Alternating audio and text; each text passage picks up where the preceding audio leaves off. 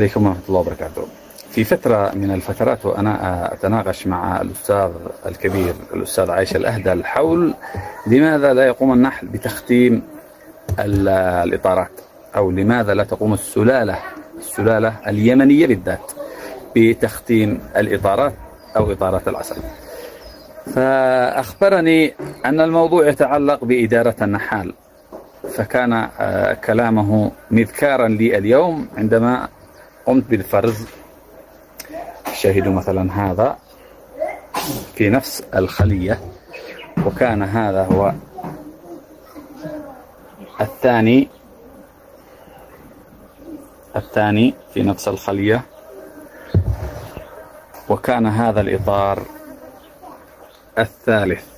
ما شاء الله تبارك الله. هذه هي السلالة اليمنية إذا أحسن النحال الإدارة.